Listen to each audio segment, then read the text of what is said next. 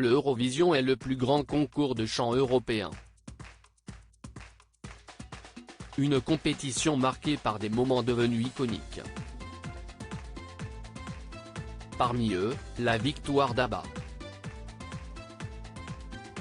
Avec une édition 2024 qui aura lieu en Suède, les fans du groupe espéraient une bonne nouvelle. Ce jeudi 25 mai 2023, les membres d'ABBA ont mis fin aux folles rumeurs sur la BBC. Le phénomène ABBA n'épargne aucune génération. Qui n'a jamais dansé ou chantonné en soirée sur leur tube? Impossible. Depuis de nombreuses années, les films Mamma Mia! Et des spectacles hommages font le bonheur des fans. Une ABBA mania que les 4 Suédois ont bien entendu. En 2018, le groupe légendaire s'est reformé après 35 ans d'absence. Au programme, des concerts avec des hologrammes et de nouvelles chansons. Chaque année, le groupe ABBA revient aussi dans toutes les bouches lors de l'Eurovision. En 1974, les deux couples remportaient le concours avec Waterloo. Pourtant, le groupe a longtemps hésité avant de participer à la compétition.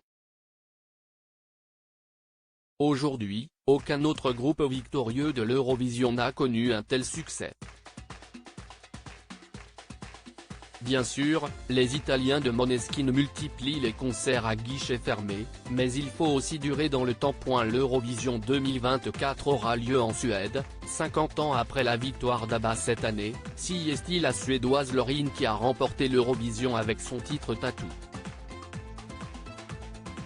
Une grande gagnante accusée de plagiat, mais qui avait déjà remporté le concours en 2012. L'année prochaine, l'Eurovision se tiendra donc en Suède. Soit 50 ans après le sacre du groupe ABBA. Les plus optimistes se sont tout de suite imaginé un retour sur scène d'ABBA lors de la cérémonie. Des espoirs qui ont été douchés ce jeudi 25 mai 2023, dans le programme Newsnight diffusé sur la BBC. Je ne le veux pas. Et si je ne le veux pas, les autres ne le feront pas. Si est la même chose pour tous les 4.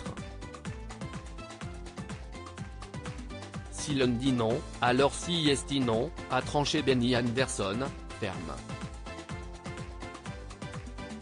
D'après lui, il n'y aurait aucune chance de revoir le groupe durant cette soirée de l'Eurovision. Une version vite confirmée par Björn Ulvaeus, nous pouvons célébrer les 50 ans d'ABBA sans être sur scène. Petit lot de consolation, leur spectacle en hologramme pourrait s'exporter hors de Londres. Il faudra toutefois patienter pour espérer le voir un jour en France. Je dois dire que j'aimerais emmener le spectacle en Australie, a confié Benny Andersson. Heureusement, on peut encore écouter les albums en boucle.